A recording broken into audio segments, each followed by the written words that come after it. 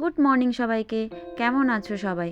আশা করি ভালো আছো, আর আমিও অনেক ভালো আছি। ভিডিওটা করা ছিল রবিবারের সকালে, কিন্তু ভয়েস দেওয়া হয়নি বলে আর আপলোড করা হয়নি। আজ কিন্তু সকালবেলাতেই বিছানা গুছিয়ে নিচ্ছি, কারণ আজকে সকাল থেকে কারেন্ট আছে। অন্য অন্য দিন না সকালবেলা থেকে কারেন্ট থাকে না, যে কারণে আমার বিছানা গোছানো হয় না।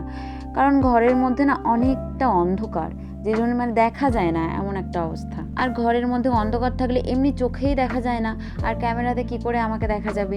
ওই জন্যে যতক্ষণ না আলো আসে আমি ততক্ষণ খাট গোছাতে আসি না। শুধু আলোই আসে না, তাছাড়া সব আসে। দেখো ঘরটা কত ফাঁকা, মানে ওখান থেকে না হু হু করে হাওয়া ঢোকে। আর এত ঠান্ডা পড়ে যায় রাত্রির বেলা যে দুটো করে ব্ল্যাঙ্কেট গায়ে না দিলে গা পুরো ঠান্ডা হয়ে থাকবে।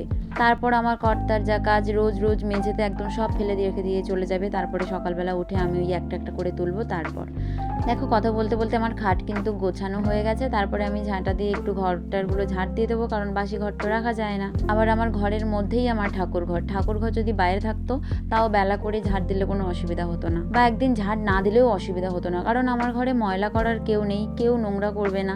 দুজন বড় বড় মানুষ, নোংরা করার কেউ নেই। ঝাঁট ঝুট দেওয়া হয়ে গেছে। এবার আর কি রোজকার মতো বাসন নিয়ে যাও পুকুর পাড়ে। পুকুরের জল তখন জল নয়, পুরো বরফ। আজ কিন্তু আর গাছগুলোকে জল দিতে হবে না, কারণ আমার কর্তা সকালবেলাতেই গাছগুলোকে জল দিয়ে গেছে। তবে জানো তো গাছগুলো না মনে হয় হবে না, কি হতেও পারে, কারণ জায়গাটা না প্রচণ্ড একটা নোনা, মানে সার দেওয়া হয়েছে, জল দেওয়া হচ্ছে, তাও যেন যেভাবে রুয়েছিল সেইভাবেই আছে। এদিকে আমার ফ্রেশ হওয়াও হয়ে গেছে। তারপর আমি বালতি নিয়ে চলে গেলাম পুকুর পাড়ে জল নিয়ে আসতে রান্নার জন্যে। আজকে আমি ভাতটা চাপিয়ে দিয়ে তারপর সবজি কাটতে বসেছি, কারণ ভাতটা এত দেরিতে হয় যে আমার সব তরকারি হয়ে যায় কিন্তু ভাত হতে চায় না। তারপরে আমার কর্তা আবার মাঝে মাঝে কখনো 10টায় আসে, কখনো 10:30টায় আসে, কখনো আবার 9টার সময় বাড়ি চলে এসে বলে দাও ভাত দাও। তখন আমি আর ম্যানেজ করতে পারি না। সবজি কাটা প্রায় শেষ। তারপরে আমি গেছিলাম মাছ কাটতে। আর দেখো কই মাছ কাটা যে কি ঝামেলা। চলো মাছ কাটি, তারপর তোমাদের সঙ্গে দেখা হচ্ছে। মাছ কেটে সবজি ধুয়ে সব কিছু রেডি সেডি করে নিয়ে বসে পড়েছি এবার রান্না করতে।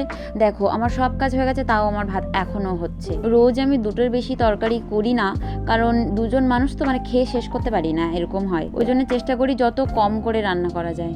আর আমার এই বারান্দাটাকে দেখো, সেই যে জল দিয়ে রেখেছিলাম, এটাকে যে আমি সোজা করব কিন্তু কিছুতেই কিছু করতে পারছি না, কারণ এর তলায় এখনও একটা ইঁদুর আছে। আমি যত পরিষ্কার করছি ও তত একটা করে গর্ত তুলে দিচ্ছে। মাছ ভাজা হয়ে গেছে, তরকারি চাপিয়ে দিয়েছি, ভাতও হয়ে গেছে।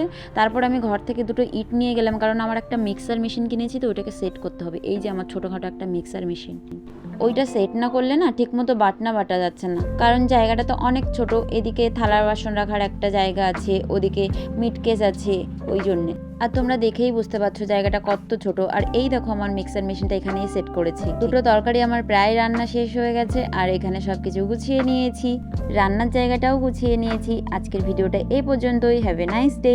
Thank you, tata.